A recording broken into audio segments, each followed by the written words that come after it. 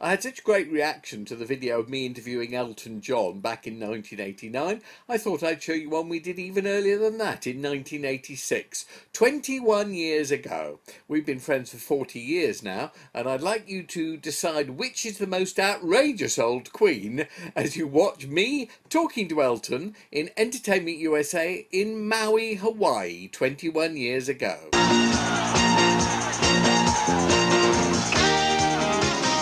Every touring star stops in Hawaii on their way to Australia. All work, of course. One old mate who I've never officially interviewed is Elton John. Like some Arab potentate, he's taking his entire entourage, band, wives, technicians and all, to Maui for a brief holiday next year. I asked Elton what he thought were the differences between Britain and the States, where evangelist preacher Pat Robertson has declared he's running for president. Well, they're god mad over here, aren't they? I mean, it's absolutely frightening. I mean, like, God did this touchdown, God made this jacket, God cooked this dinner, you know, it's, America's great. People are so generous, you know that. They're the most generous people in the world. The only frightening thing is that you get people like Robertson, people like that, running for presidency, and the most frightening thing is he can even get in, you know. That's the only difference I find. It's just... But you've never really fallen foul of the sort of God lot, Oh, yes, I have. When I was on my last tour in Washington, they burnt my records, I don't know, evil records, but they were burning Dean Martin records. I don't know why. Well, I do know why. They were bloody awful records. But I mean, I don't know why he got lumped in with me, you know. It's sort of like, I can see the old bisexual statement coming up, the wrath of God. And in fact, our touring set at the moment, we've got these huge cones, and they look like enormous Ku Klux Klan hats. They're aluminum. So we were playing Memphis the other night, and I thought, this is not good. This is not good. We've dispensed with them because, you know, I don't want people sort of lumbering me with that because that's exactly what they look like. Well, you have Sharon goes Ku Klux. Yes, but you've now got married. You're mixing with royalty. I mean, have you gone respectable? Mixing or mincing? Well, have you gone respectable on us? No, I don't think. Does it look it? I mean, again, does it look? That's my stock answer. Does it look like it? No, I don't think so. I mean, I've got a badge upstairs, which I thought would be very good for you and I. It says, I refuse to grow up. I am respectable when the time needs to be. At Watford, I would never, ever dream of turning up like this with a pink ponytail. Hi, viewers. Because it wouldn't go that way. But I mean, as far as my own outlook on life, I just have always had, since my teenage years when I was suppressed as a teenager, and I lived my life in my 20s, and everyone said, you can't do that, and I thought, yes, I can. No, I should always, as part of I don't do it to be outrageous or anything. I just do it because I like it. I mean, one year I made the top 10 best dressed men and the top 10 worst dressed women the same year by that dreadful Mr. Blackwell. You know, that, I mean, his only talent is for owning the most hideous things in the world and putting it into a house. We were saying earlier, you feel very sorry for teenagers at the moment, that they can't really be as outrageous as we were and have as much fun as we could when we were teenagers. Or is that just us getting old? That's a fallacy. No, we were talking about...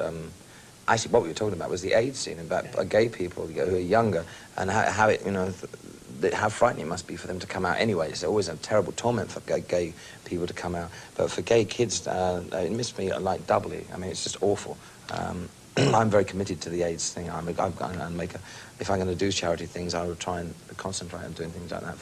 But I think, oh, come on, I mean, on stage, what happened with, I'm wearing these mohawk wigs. If I'd have been popular in the punk era, you'd have had to take me around by furniture lorry, because I'd have had I grew up with doing those huge hideous platform shoes, and I had the odd pink hair until Vidal Sassoon did it, and it all fell out. Leave that one in at my peril. Shine the light, shine the light, shine the light, shine the light.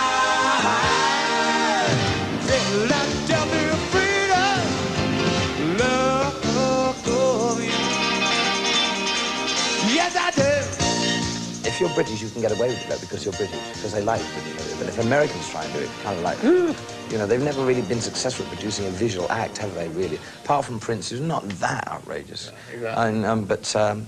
Yeah, the British can go out because it's their eccentricity. And in Britain, of course, you can walk out, most places, and people don't. It's like the ultimate thing with these mohawk wigs and stuff that I'm wearing now, which are great fun. The higher, the better. I mean, they're about 2 foot high or 1'6" high now, and they're going to get larger. I mean, as I say, I shall end up like Mrs. Schilling, but with a wig version, right? And Sharon Schilling will present tonight on stage. I saw this guy walking down the street in the Cromwell Road, and I'm sure it was one of Zig Sputnik. And what's happened, they've sort of like died the death over here, and I sort of ripped them off, which is kind of an irony, isn't it? Yes. It's keep advancing, Yeah, but yeah, don't be yeah. mutton dressed as lamb, isn't it? That's the trick. Are you trying to tell me something?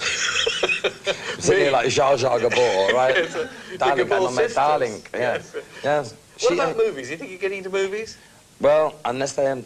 this is funny. I mean, the first movie I was ever offered when I first came to America in 1970, my career was just starting, was Harold and Maude. They offered me the lead in Harold and Maude, which is one of the greatest movies of all time, right? And the best script. Since then, apart from Tom, it's been really downhill all the way. It's usually like two rock stars in their own Lear jets. I mean, it's a nightmare. And so, but if there was another good one offered to you? Well, Godling Green did say to me that they said, we don't know how to quite to ask you this, but he said, we just bought the rights to the Billy Bunt. And they said, please don't be offended. And I said, not on... I think I'd love to...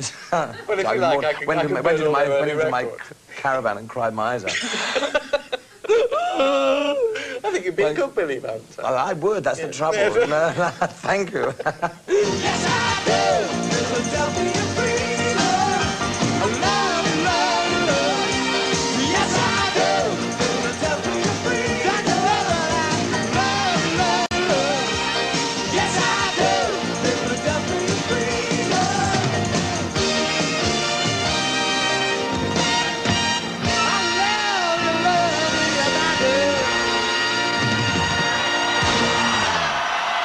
Elton and I had a lot of gossip to catch up on, and we'll be bringing you some more of our tacky conversation in a couple of weeks. You can get some wonderful souvenirs here in Maui. For instance, here I am with a few friends and a little plastic shark that you can nip your pals in the bud with. And who would be in Maui without a lei? There's the standard beautiful flower lei, made out of plastic, of course. There's the happy lei, if you happen to be rather more free-minded. This appears to be made out of marijuana leaves. I think they're plastic too, but you can always grow it and find out. There is the aloha lei. Isn't that lovely? Made out of paper, actually, but still looks terribly nice. If you're a golfer, of course, there is the tea time lei. Tea, get it? I feel like I'm being eaten by a tractor. And if you're a tennis fan, there is the ultimate lei. A lei made out of old balls. We'll leave you with a shot of Maui at its most beautiful. See you next week. I enjoyed making that series. Went on for almost 10 years. More later. If you're interested, just let me know.